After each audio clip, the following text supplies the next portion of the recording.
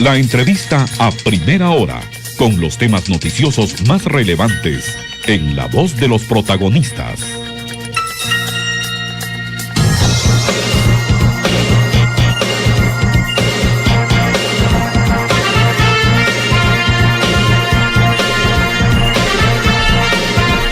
Pero el reloj dice 9 de la mañana, 11 minutos. Seguimos haciendo el análisis de lo que ocurrió ayer, de las noticias de ayer, especialmente las de la tarde, cuando se conoció por medio de un comunicado de prensa inicialmente. Bueno, después ya se vio más de completa la resolución de la Corte de Constitucionalidad que ordenaba que se retirara manifestantes de las afueras de la sede del Ministerio Público, que se librara el paso para los empleados del lugar y que se asegurara el acceso pleno a sus instalaciones. Y todo esto trajo preocupación. Les dio un plazo de 6 horas que se vencía a las 9 menos cuarto de la noche. Muchos esperarán que pudiera haber ahí violencia. Y contrario a ello, lo que hubo fue una negociación de altura en la que participaron, representantes de la PNC, el PDH, también una comisión del organismo ejecutivo y los manifestantes. Y en todo caso lo que ha ocurrido es que pues al final de cuentas se mantiene la protesta, se mantiene la manifestación como tal, pidiendo la renuncia de las autoridades del Ministerio Público, pero ahora sí hay un acceso para que las personas puedan entrar y salir de la sede del Ministerio Público. Hay condenas internacionales. De hecho, Brian Nichols, del Departamento de Estado, emitió en las redes sociales un comunicado. También el caso de la Embajada de Estados Unidos, que dice literalmente esto: repudiamos la orden de la CC de desalojar con el uso de la fuerza manifestantes pacíficos de los espacios de manifestación en Guatemala. Y también hubo críticas de parte de la Organización de Estados Americanos. Al final de cuentas, todo esto cabe para un análisis. Me acompañan por la vía telefónica el licenciado Osvaldo Samayoa, abogado y catedrático universitario, y el licenciado Francisco Quesada, investigador del Centro de Investigaciones Económicas Nacionales CIEN, catedrático universitario y actual presidente del CEDECO. A los dos, gracias por estar acá. Licenciado Samayoa, empecemos por usted. ¿Qué fue lo que usted vio y encontró inicialmente en esta resolución de la CC que trajo tanta preocupación ayer por la tarde? ¿Era justificada esa preocupación? ¿Cómo lo ve? Buenos días. Bueno, buenos días. Cuánto gusto saludarlos, saludar también a los radioescuchas. Me parece que hace algunos días, lo dijimos siempre aquí por vía de Emisoras Unidas, que lo que se estaba provocando con todo esto era que las personas pues salieran masivamente a la manifestación y tomaran acciones que podían conllevar, por supuesto, lo que hemos visto: toma de calles, manifestaciones pacíficas, movilizaciones grandes, que al final, dentro del legítimo ejercicio del derecho a la manifestación y a la resistencia que reconoce la Constitución Política de Guatemala, pues lo han venido ejerciendo de una forma sostenida. Y entonces sucede uno de los grandes temas que es importante. Levantamos un primer mito, ¿verdad? Un primer mito que se levanta es el creer que la Organización de los Pueblos Indígenas, en su totalidad, pues desconoce la institucionalidad del Estado de Guatemala, cuando lo que vemos es una dirigencia, una autoridad de pueblos indígenas que hace sus peticiones, ejerce con garantías constitucionales, amparos sobre todo, frente a los tribunales, y le pide a la propia institucionalidad del Estado que tome acciones frente a una situación de debilidad dentro del sistema de justicia como lo es el Ministerio Público. Ante la falta de respuesta de la propia institucionalidad, lo que se hace es dar este ejercicio, este siguiente paso, que es la manifestación. Una manifestación legítima, que rebasa las discusiones de legalidad o de ilegalidad, y luego pues esta permanencia que se ha dado totalmente. Entonces la Corte ayer resuelve tres cosas que me parece que son fundamentales. La primera, no hace una evaluación de principios de necesidad, de proporcionalidad y de precaución en materia de uso de la fuerza, sino que básicamente lo que hace es querer derivar de forma directa que se use la fuerza en un plazo muy corto para que se pueda acceder a una institución que nunca ha estado cerrada, por cierto, ¿verdad? Nunca estuvo cerrada. Dos, genera la criminalización directa, sin pasar por una calificación jurídica previa, hablando de obstrucción de la justicia de quienes están manifestando. Por lo tanto, hay una criminalización directa hacia los manifestantes, quienes están en el ejercicio legítimo. Insisto, muchos han querido llevar esto a una discusión de legalidad o ilegalidad cuando es una discusión de colisión de derechos fundamentales. Y 3, en una forma, no sé ni cómo llamarle a esto, lamento mucho que lo hayan firmado los magistrados, se atreve, se arriesga de una manera muy atrevida a llamarle a todo esto delitos de lesa humanidad, ¿no? Una forma en donde yo llamaría a la Corte que revise la formación de sus letrados y quienes escriben para que tengan una intensa formación en derecho y evitarse hacer este tipo de absurdos legales como el que se contiene en esa resolución. Entonces, para hacer una síntesis, me parece que la resolución de ayer es lamentable. Las Cortes están para solucionar los conflictos, no para ordenar de una forma innecesaria, improporcional, sin tomar la debida precaución el uso de la fuerza. Y al mismo tiempo me parece que el hecho de haber lanzado una criminalización directa es muy penoso para que la Corte de Constitucionalidad lo haya hecho. Gracias, licenciado Samayoa. Voy con el licenciado Quesada. Yo tenía otra pregunta para usted, pero ya que ha mencionado este tema de parte de la resolución en la que, grandes rasgos, lo que amplía la CC es que, debe determinarse si las acciones vandálicas y violentas producidas en el marco de las manifestaciones no pacíficas, así lo dicen ellos, han producido incluso delitos de lesa humanidad por provocar el exterminio de civiles de acuerdo con el Estatuto de Roma de la Corte Penal Internacional. Eso llamó mucho la atención ayer, licenciado Quesada. ¿Qué opinión tiene usted al respecto? Buenos días. Muy buenos días, Luis Felipe. Saludos, Osvaldo. Qué gusto poder conversar nuevamente. Pues bueno, este fallo es un fallo extenso, es un fallo ambiguo a la vez, porque va recogiendo pasajes de determinados amparos que han habido por determinados temas puntuales. Entonces ahí recoge el tema de la ocupación de las áreas aledañas al Ministerio Público, ahí recoge el tema del atentado que hubo contra el fluido del agua en la ciudad de Guatemala. Ahí como que recoge muchos temas.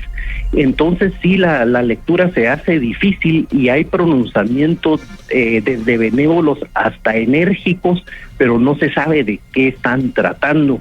Ese tema de lesa humanidad, como dice Osvaldo, creo que lo único que lo logramos captar es porque hemos estado leyendo los anteriores fallos, que ese se trata concretamente con el atentado que hubo con cortar el suministro de agua a la ciudad de Guatemala, y que para efectos de resoluciones internacionales, hasta de resoluciones en materia de conflictos de escalada bélica, el tema de cortar el suministro de agua sí es considerado una vulneración mayor en el tema de dignidad humana. Pero hicieron al final un tema que es muy difícil entenderlo, sobre todo en los pasos que se van dando en el otorgamiento de un amparo provisional, porque cuando litigamos un amparo, por lo general, y hay un otorgamiento en el sentido de hagan o dejen de hacer, luego viene pues ya la ejecutoria del amparo, donde la Corte pronunció algo, dio una recomendación, una acción o una omisión, pero cuando se da la ejecutoria se le ilustra a la Corte de que las personas sobre las que versó la orden de la Corte no han cumplido. Entonces, porque la Corte, si no es por eso, no se entera si su resolución tuvo cabida, si su resolución fue acogida. Entonces la Corte manda a pedir informes a los obligados y los obligados le remiten el estado en que han cumplido la resolución. Yo me imagino que en todos estos amparos, cuando le remiten al presidente, al ministro de Gobernación o al director de la policía, que han sido las autoridades sobre las que se ha accionado, le indican que en qué grado ha cumplido, pues le mandarán a decir, mire, he mandado un memorial aquí, he mandado una instrucción allá, esto y lo otro, no he recibido respuesta, en fin. Así van respondiendo por lo general. No lo he visto, pero así es como responden por lo general. Prácticamente están diciendo, he tenido limitaciones en que siga mi instrucción, y entonces es donde la Corte ya emite lo que es la consecuencia del amparo, la desobediencia o la destitución si es un funcionario público. En este caso la Corte ha venido alargando el tema, porque no lo dejado en 2 capítulos como les menciono, sino que después de que recibe el informe, todavía la Corte da un chance, da un periodo y fija plazos, digamos. Bueno, ya que no tenemos respuesta si se ha cumplido, entonces fijo un plazo de X cantidad de tiempo para que se cumpla, fijo ese tiempo con la consabida responsabilidad de lo que sucede por la violación a una orden de un tribunal de amparo, un tema que es constitucional y además de la ley de amparo. Entonces, pero al final de todo esto lo que hay es una confusión de las múltiples acciones de amparo que han habido, las múltiples resoluciones, y entonces aquí como que lo que sucede es que van parafraseando todas, y reconozco completamente que hay una confusión grande en el tema, que no se ha desagregado. Entonces eso es lo que llama inicialmente la atención del tema, como digo, de muchísimo contenido, pero pasajes mezclados en la resolución. Bueno, vamos a la pausa. Regresamos después de esta para poder seguir conversando acerca de esta resolución, de lo que ocurrió después y de qué puede significar lo que está sucediendo en el país, esto que ayer salió de la Corte de Constitucionalidad. Así que por favor le pido a nuestros invitados que se queden en línea. Volvemos pronto. Está escuchando A Primera Hora de Emisoras Unidas. Si se quiere, en Guatemala se puede. Mis padres, bien pobres, ¿verdad? Mi papá, un campesino que trabajó por una finca descalzo, no había zapatos. Y yo empecé a trabajar con manilla de 89, 11 años me pasé dando vueltas, vendiendo manilla cruda, comprando mis picopás y vendiéndolo otra vez a los que tuestan, nosotros no tostábamos. Le decía a mi esposa, mira, le digo, ya no podemos vender manilla cruda, le digo yo, tostemos manilla, le digo, porque necesitamos comprar más productos, pero no hay dinero. Pues aquí no había bancos, ¿verdad? Aparece en 2000 Banrural, aquí en Samayac, empecé alquilando una casita donde puse el primer tonel como con leña y empezamos a vender quintalitos. Sí, agarré clientes, pues, y así empezamos, ¿verdad? Ya con el primer préstamo de Banrural, pues yo vi que sí me salía. Entonces me di cuenta que la manilla que viene de extranjero, ¿va? Se podía trabajar más. Pusimos nylon y unas mesitas y ya puse gente a seleccionar la manilla, quitarle lo malo y dejar lo bueno. Y Edgar dijo, bueno, yo voy con usted al mercado, ¿no? Empezó él a trabajar, pero desde pequeño vi que sí le ponía ganas, pues era hábil para negocio. Con mi papá pues trabajábamos netamente artesanal. Tenía yo que ver un poquito más allá en todo el proceso y en el mercado. Cambia totalmente la historia ya con Capital, empezamos a ver el mercado un poquito más amplio y decimos, si aquí nosotros le compramos a las personas que importan, ¿por qué nosotros no importamos? Mi esposa tiene la genial idea de decir, bueno, ¿por qué no los empacamos y hacerlos en pequeñas proporciones? Ahí es donde considero que las mujeres tienen un papel importante en una empresa, pues, ¿verdad? Tienen la creatividad. Mi papá, él alcanzó lo que en su tiempo estuvo para él lo hizo el todo en su momento. Entonces nuestro mercado ya es más competitivo y tenemos que estar nosotros también a la vanguardia para ello.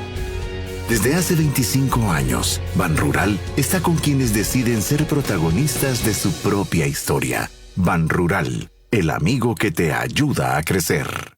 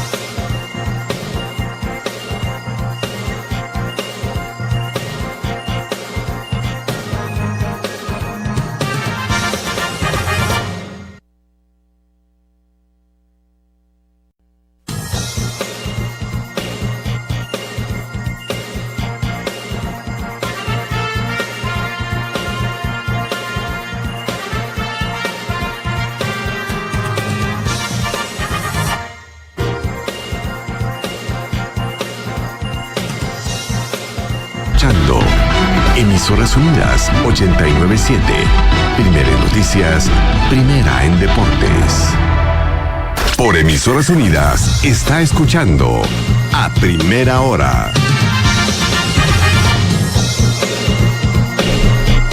9 de la mañana, 27 minutos. Seguimos haciendo el análisis de lo resuelto ayer por la Corte de Constitucionalidad, de que se liberaran las instalaciones. La sede central del Ministerio Público dio un plazo de 6 horas que se vencía ayer a las 9:15 de la noche y conminó al actual titular de la cartera del Interior y también al director de la PNC a que se cumpliera con esto. De lo contrario, se les iba a destituir ipso facto. Bueno, entre otras cosas también...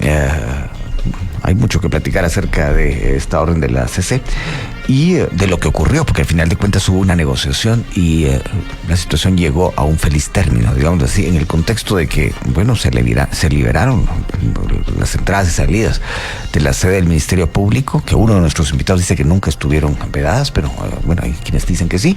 Y por otro lado, también decir que la protesta sigue. Aquí, por la vía telefónica, me acompañan el licenciado Osvaldo Samayoa y el licenciado Francisco Quesada. Licenciado Samayoa, sigamos conversando acerca de este tema. Un tuit que emitió ayer un abogado, el abogado Edgar Ortiz, dice: la CC pide certificar lo conducente al exministro de Gobernación. Bajo ese estándar, la CC podría proceder de igual forma contra autoridades golpistas si los interesados lo solicitan. ¿Qué tiene que decir al respecto? Que tiene razón porque veamos los primeros amparos respecto a todo este caos que la Corte pudo detener desde el principio. Los primeros amparos dicen que debe de observarse la garantía de la alternabilidad en el poder, como punto número 1. Y luego dice, es el Tribunal Supremo Electoral, el superior, y el que debe de garantizar esa alternabilidad y los resultados del proceso electoral. Luego, en un amparo más reciente, presentado precisamente por el colega Edgar, dice que ciertamente todo esto que se está conociendo y resolviendo, el Tribunal Supremo Electoral tiene la superioridad sobre la temática, y los jueces, dice después, los jueces penales, dice también en la resolución del frente al tema del conflicto de competencias, deben de valorar el contexto constitucional. Y cuando dice deben evaluar el contexto constitucional, le está diciendo, usted debe de observar que el Estado de Guatemala tiene un modelo de garantías constitucionales electorales, en donde aparece una institución y aparecen ciertas normativas de ese rango, de esa dimensión de superioridad constitucional, como la imposibilidad de suspender un partido político, como la imposibilidad de tocar el material electoral. Y lo que hace el Ministerio Público es tocar el material electoral. Y se introduce en donde se resguardan las boletas de voto, cuenta votos como que fuera una junta receptora, y luego, de una forma abusiva y totalmente arbitraria, de una forma desconocida para los procedimientos jurídicos, y en este país sí que somos expertos en burocracia y procedimientos jurídicos, hace un despojo del material electoral directamente y en presencia de los magistrados del Tribunal Supremo Electoral. ¿Esto qué significa? Que se incumple con las resoluciones del Tribunal Constitucional, de la Corte, cuando ésta le dice claramente en estas resoluciones, es el tribunal el encargado del proceso y quien garantiza la alternabilidad. Por lo tanto, fácilmente todas estas autoridades, bueno, ahora en legítima resistencia las desconocemos algunos, del Ministerio Público, pues lo que hacen es violentar con aquellas posturas que la Corte de Constitucionalidad ha hecho. Y siendo mucho más fácil presentar una renuncia, han persistido e insistido en golpear un proceso electoral que no le gustó a alguien y que por lo tanto quiere desestabilizar toda nuestra democracia a partir de esto. Licenciado Quesada, pasemos a otra parte de esta resolución que también ha llamado mucho la atención. El punto 6 del comunicado de ayer decía: por el incumplimiento del ministro de Gobernación que fungía en la fecha en que se emitieron la sentencia y el auto de debida ejecución, se le certifica lo conducente al Ministerio Público para que lo que haya lugar. Ayer, conversando con Napoleón Barrientos, hoy exministro de Gobernación, él entre sus respuestas dijo algo que me llamó mucho la atención. Dijo esto: que varias embajadas se habían comunicado con él por si él necesitaba algún tipo de ayuda. Y dijo, bueno, consulté con mis abogados y no tengo nada que temer. Sin embargo, horas después resulta que lo pueden investigar, le están pidiendo que lo investiguen. ¿Qué opina usted de eso? Yo creo que esto no debería ser un tema de opinión, sino que más el curso legal que tiene enfrentarse a una resolución de amparo, que nos guste o no nos guste.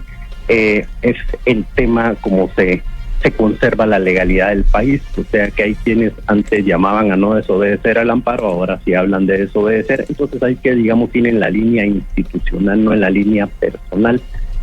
Por eso no quiero opinar, sino que al contrario quiero decir de que cuando un amparo se desobedece, lo que sucede es que la Constitución lo dicta. Es más, es uno de los delitos que la Constitución ya tipifica, está el de desobediencia. Al no haber acatado el amparo, entra en desobediencia el funcionario o la persona que sea, y cuando entra en desobediencia necesariamente le tienen que instruir un proceso en su contra donde va a iniciar una persecución penal bajo ese delito, si es que no hay otros delitos, pero inicialmente bajo ese delito. Y recordémonos unos años atrás cuando el ministro de Educación se negó a dar datos de Mi Familia Progresa ante la Corte de Constitucionalidad, ante un amparo que lo obligó.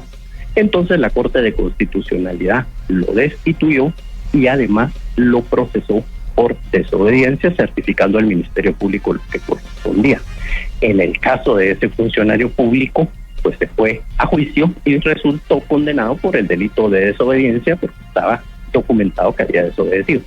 Entonces, en este caso, no digo que esa va a ser el resultado, pero es la línea que se sigue siempre cuando hay una desobediencia. Entonces, en este caso, él renunció, ya no hay necesidad de que se cumpla la primera parte de la destitución, pero sí va a tener que enfrentar un juicio por desobediencia y donde todas las actuaciones en la Corte de Constitucionalidad va a servir de prueba documental para determinar el hecho de la desobediencia, y por supuesto él va a poder hacer valer sus defensas en el sentido, por ejemplo, que tuvo imposibilidad de hacer cumplir la orden de la Corte. Pero bueno, ese es el curso que tiene el tema cuando alguien enfrenta una desobediencia en un tema de amparo. Bueno, en este caso una pregunta en dos etapas para el licenciado Samayoa.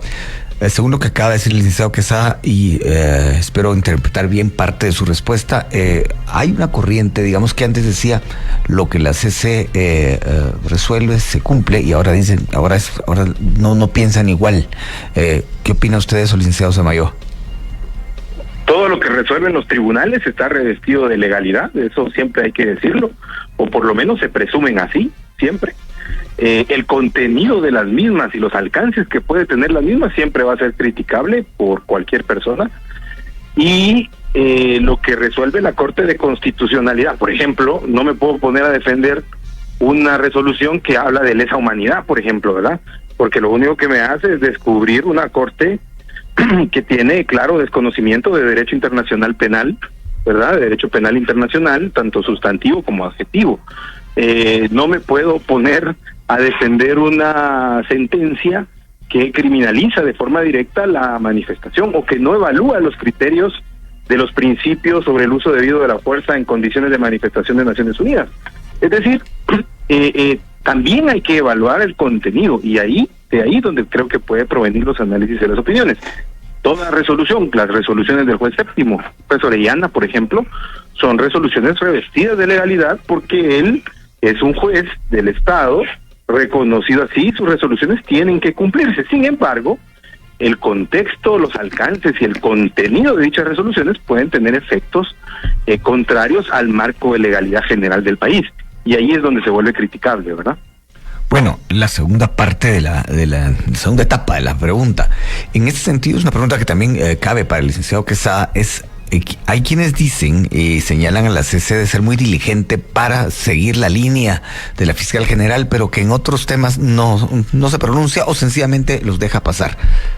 Leí muchas comunicaciones de ese tipo, muchos mensajes en la red social X, antes Twitter, que hablaban de que, bueno, que la CC podría hacer algo más o podría hacer algo en cuanto a la elección de Cortes, que ya lleva 4 años de retraso. Licenciado Samayoa, empiezo por usted. ¿Qué opina de ese razonamiento? Totalmente. ¿Hace cuánto los pueblos, las autoridades de pueblos indígenas presentaron a garantías constitucionales bajo el contexto de lo que estamos viviendo hoy y no han sido resueltos? ¿Hace cuánto tiempo se emitió esta resolución y el Congreso ha sido negligente en tomar decisiones desde su junta directiva, desde los jefes de bloque, en cómo realizar al menos la selección de la Corte Suprema de Justicia?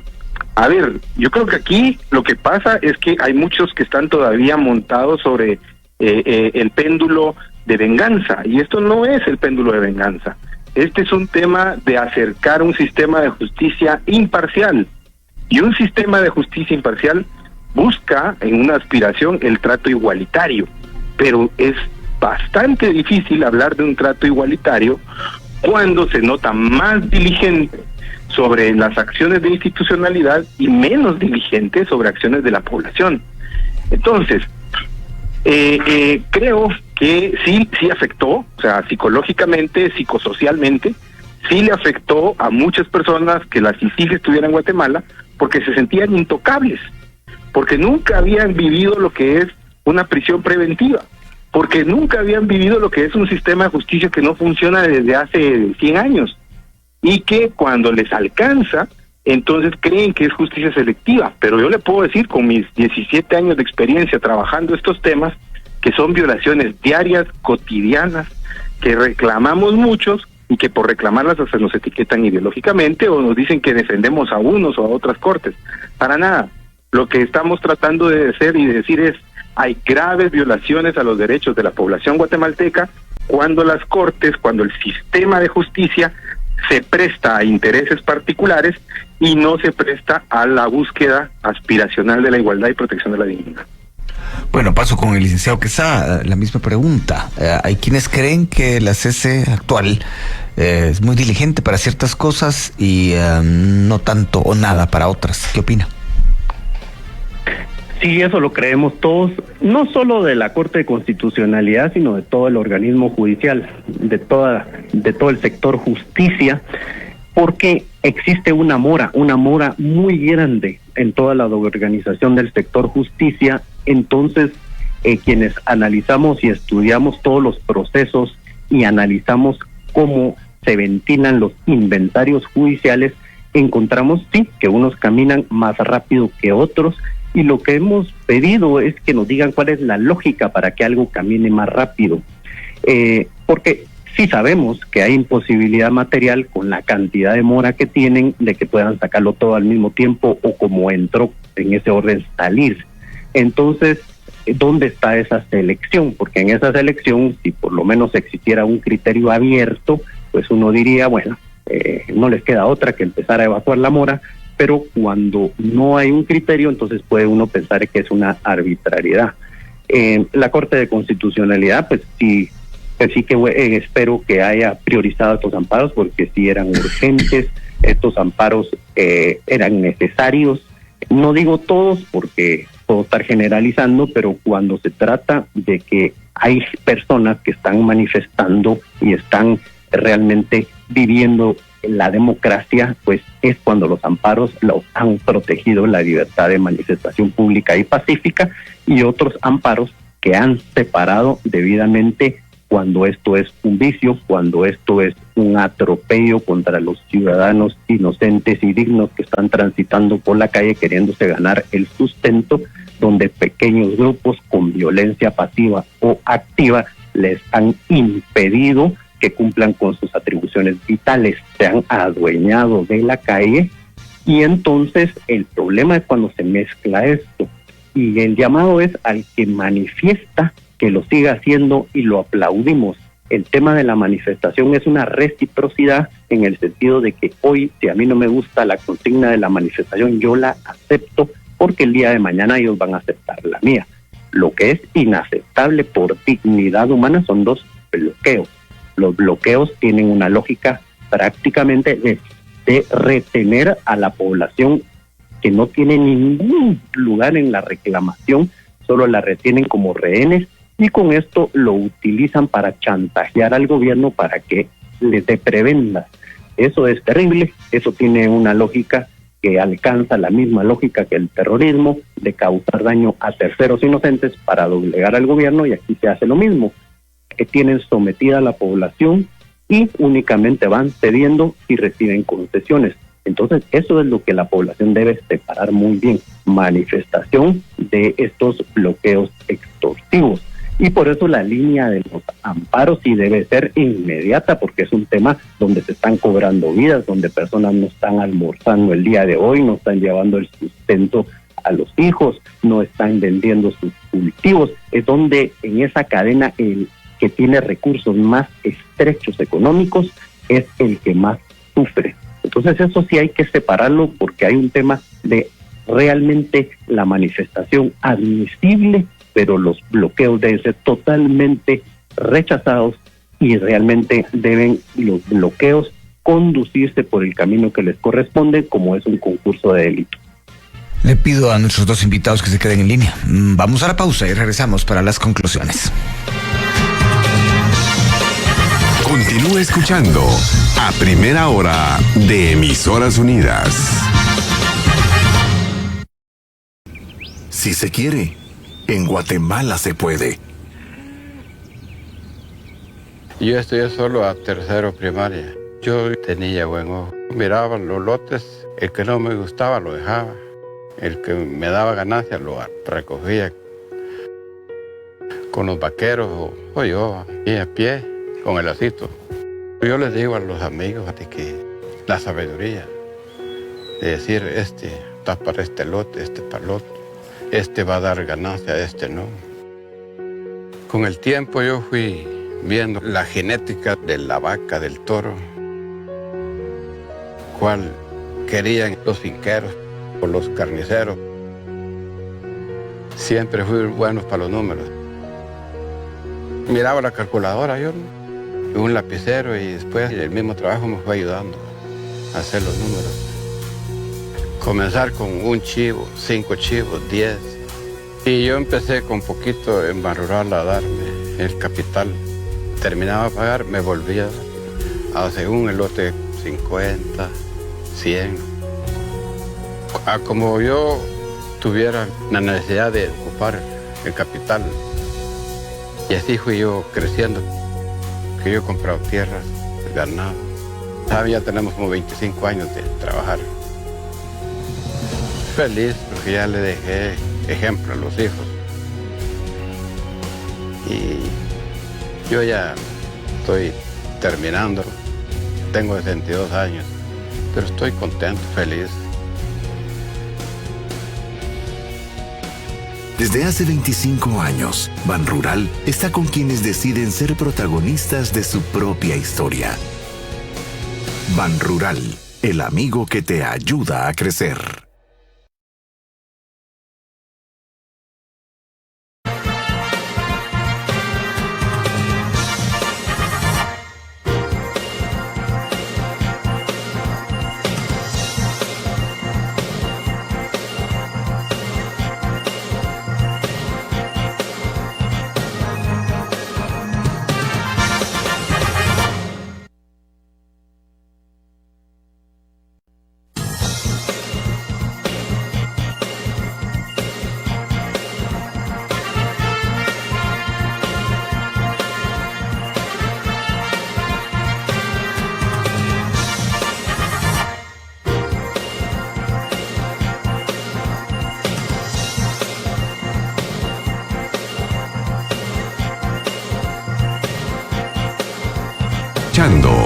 A Primera Hora. 9 de la mañana, 46 minutos. Le agradezco mucho a la audiencia que siga con nosotros y de manera especial también le agradezco a nuestros dos invitados, Osvaldo Samayoa y Francisco Quesada, que también continúen por la vía telefónica. Ayer el presidente electo Bernardo Arévalo, luego de que se conoció esta resolución de la CCE, a eso de las 2:30 de la tarde, convocó a una conferencia de prensa. Entre otras cosas, habló de encontrar una salida a esta crisis, habló de diálogo. Licenciado Sotomayor, ¿qué opina usted de eso en el contexto de lo que estamos hablando? Bueno, solo me permito remarcar algo que dijo el licenciado quizá antes de ir a la pausa, y que me parece sumamente importante porque lo comparto totalmente.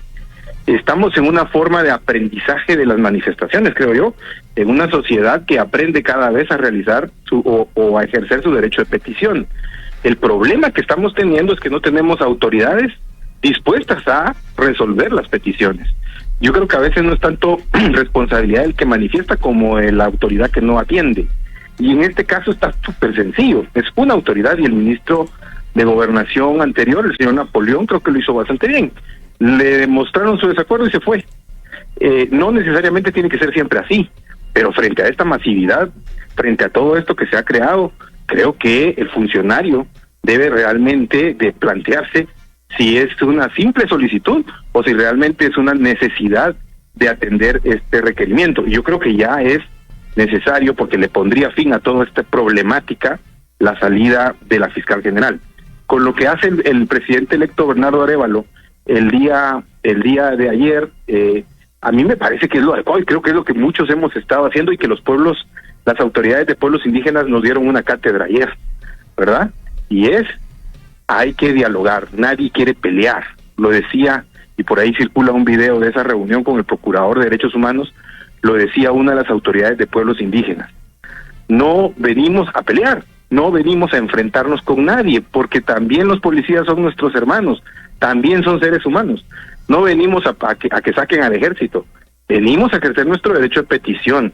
Y si lo que quieren es entrar, que las puertas han estado abiertas, pues nos vamos a hacer un poquito a un lado y pasen, no los vamos a agredir, porque no es esa la intención. Aquí hay un legítimo ejercicio de la petición, y lo que se requiere es que la autoridad atienda. Entonces, lo que hace el presidente electo al decir espacios de diálogo, espacios para poder concertar salidas políticas y adecuadas a toda esta problemática, pues creo que es lo correcto, y creo que muchos guatemaltecos y guatemaltecas estamos de acuerdo con ello. Ahora, todas las partes tienen que ceder en una negociación y en un diálogo. Hasta donde la acción, en este caso, del Ministerio Público y del Gobierno Central están dispuestos a ceder, porque pareciera que no quieren escuchar ninguna de las peticiones de las que se han planteado, y ante eso también pues ponen en un problema a los manifestantes, porque no encuentran ese espacio en donde hay algún tipo de receptividad. Bueno, siguiendo con el hilo de esta charla y tomando en cuenta que todavía nos quedan un par de minutos, licenciado Quesada, usted en su primera intervención habló de lo que pudo haber evitado la CC con una resolución a tiempo y en tiempo. ¿Qué puede hacer la CC a partir de ahora, tomando en cuenta este contexto en el que estamos viviendo, en que siguen las protestas y sigue la inconformidad con que la doctora Consuelo Porras se mantenga en el puesto al frente del Ministerio Público? Yo creo que hay que quitar la expectativa que la Corte de Constitucionalidad es la Corte Celestial, porque precisamente eso es el gran desgaste que tiene la Corte de Constitucionalidad, y la anterior magistratura fue, digamos, uno de los peores ejemplos. La Corte puede actuar solo dentro del marco que tiene dentro de la ley, y entonces hay que esperar que la Corte dentro de ese margen resuelva. Y desde el primer amparo provisional que lo citó Osvaldo, la Corte, cuando lo otorgó al movimiento Semilla, dijo que se garantizara la segunda vuelta y efectos posteriores a la segunda vuelta. Desde ahí a la Corte se había pronunciado en el sentido de que se va a garantizar la alternabilidad en el poder. E inclusive establece cuál es el rol del Ministerio Público y cuál es el rol del Tribunal Supremo Electoral o de la jurisdicción electoral. Lo que sucede es que esa expectativa que se ha vendido de que la Corte es una complacencia al instante y que la Corte lo puede todo, es lamentablemente lo que ha presionado a que busquemos que esa Corte el día de mañana se vuelva un monstruo, pero el día de mañana va a ser un monstruo que nos va a comer a nosotros también. Entonces yo creo que la Corte ha lanzado mensajes muy claros, yo así los he recibido, yo veo la alternancia en el poder inminente, veo la protección de la Corte en ese tema, en eso deberíamos de estar tranquilos. La Corte de Constitucionalidad también nos ha tranquilizado en el sentido de que si alguien gana las elecciones no quiere decir que gane impunidad para que no se le investigue a su partido. La Corte de Constitucionalidad también le ha lanzado al partido Semilla un mensaje muy claro donde le dijo: si usted quiere oponerse a lo que está resolviendo un juez, participe en el proceso penal, porque no lo puede hacer desde las calles o desde el campo mediático. No, hay que involucrarse en el tema penal. Y yo he visto que si se hubieran involucrado en el tema penal desde un principio, al día de hoy no existiría esa amenaza que puedan suspender su personalidad jurídica, porque tenía muchas razones para oponerse, pero no lo hicieron, o lo hicieron de manera antitécnica, o lo hicieron de una manera que la discusión se trasladara a la opinión pública. Entonces la opinión pública está con un clamor enorme, pero lo que ha habido es una inactividad, y como digo, lo subrayó la Corte. Entonces esperemos lo que la Corte puede hacer, y lo que la Corte está diciendo en su momento voy a resolver, pero ya tengo garantizados estos temas: la alternabilidad en el poder, la potestad del Ministerio Público, y también la potestad del Ministerio Público para investigar a cualquier funcionario que se le pueda atribuir que tenga acciones de corrupción, como es el hecho de la investigación que hay contra el Tribunal Supremo Electoral. Y otra investigación que tiene, que yo como voluntario de 30 años de estar contando votos y de sentirme muy honrado y satisfecho de que esa investigación que está haciendo el Ministerio Público de un posible fraude, lo que van a encontrar es la ratificación de un buen proceso electoral, un proceso electoral que cerró y se finiquitó bajo la óptica y la jurisdicción electoral. Y si el Ministerio Público quiere investigar, quiere revisar, que lo haga, porque no lo podemos limitar, pero lo único que va a venir desde otro ángulo es el hecho de que las elecciones fueron limpias, fueron transparentes, y ese voluntariado no falló. Bueno, y rápidamente, preguntas que de algún modo están en el ambiente. La CC podría ordenarle a la fiscal general, licenciado Samayoa, que no intervenga más en el tema electoral. ¿Podría hacer tal cosa?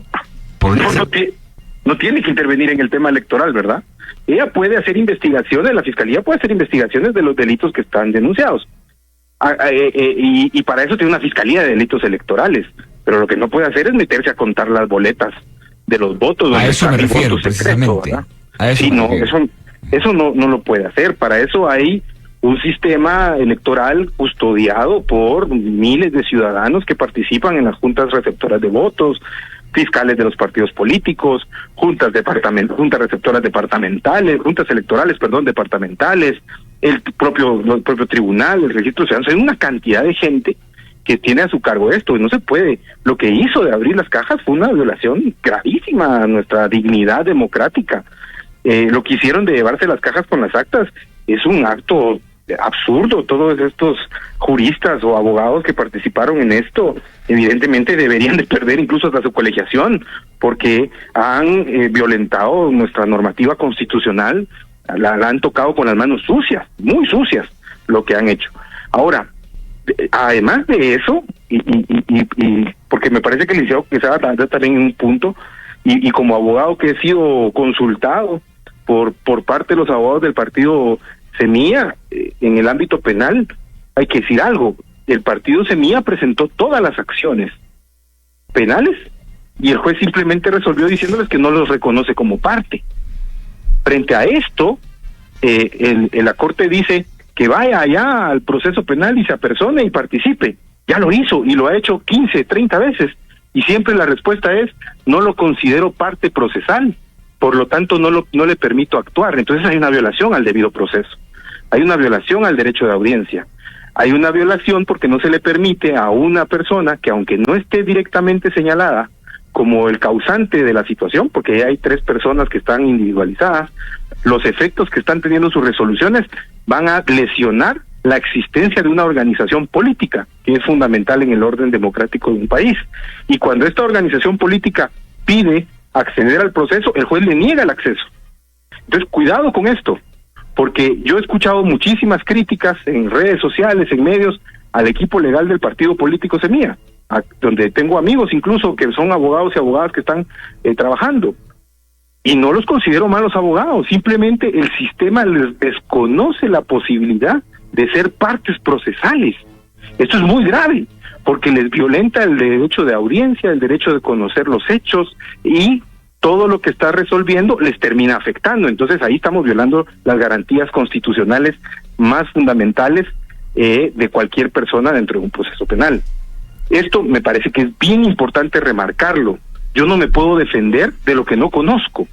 Yo no puedo montar una estrategia de defensa jurídica si ni siquiera tengo noción clara y precisa de los hechos, y más cuando yo presenté la denuncia como víctima y resulta que ahora yo soy el victimario, sin que me dijeran cómo pasó eso. Licenciado Sotomayor, lo tengo que interrumpir porque me queda muy poco tiempo y quisiera darle la palabra también al licenciado Quesada para que haga un comentario final respecto de lo que hemos conversado y específicamente de esto que usted acaba de mencionar. Licenciado Quesada, adelante.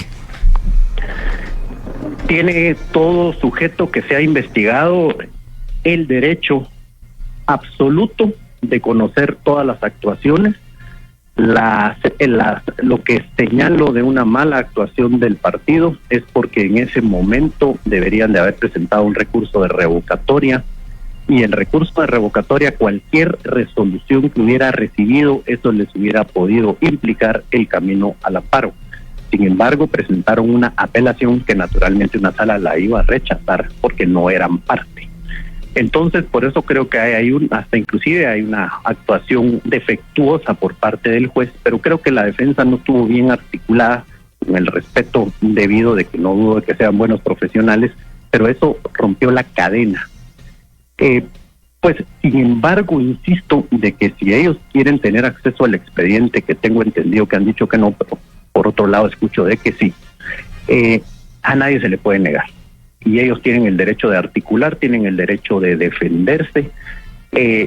Por supuesto que un partido político puede ser cancelado, pero después del debido proceso. Y yo no estoy de acuerdo, y ahí apoyo a Osvaldo, en el sentido de que un partido político que no se les ha demostrado vinculación con el crimen organizado pueda ser juzgado bajo la perspectiva de esa ley. Sin embargo, no hay que mezclar una cosa con la otra. El partido tiene muchas deudas con la justicia, tiene muchos hechos anómalos. No es que yo esté atreviéndome a decir que ya fueron probados, pero ellos mismos lo han dicho públicamente que sí los tiene, y eso es uno de los problemas que a veces se traduce en el sentido de que quieren doblegar al Ministerio Público para que no llegue a esas últimas consecuencias en el tema penal. Si hayan ganado las elecciones, yo certifico de que sí lo hicieron porque yo estuve en la elección, pero también certifico que al Ministerio Público no se le puede dar el derecho de investigar a un partido político que tiene serias indicaciones. Eso sí sería caer en una dictadura. Si ganar las elecciones significa anular lo actuado por el Ministerio Público, y lo que se está canalizando con mucha fuerza es impedir la renuncia de la fiscal, como que si eso pudiera impedir una investigación. Pues muchas gracias tanto al licenciado Zamoyao como al licenciado Quesada por haber estado hoy aquí en La Primera Hora. Vamos a la pausa, regresamos.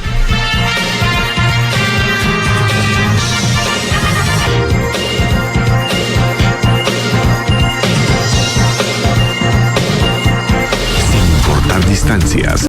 Cuando surge una noticia, usted la conoce primero. Con la rapidez de la radio, nosotros le llevamos la más completa información de lo que está ocurriendo en nuestro país o el mundo.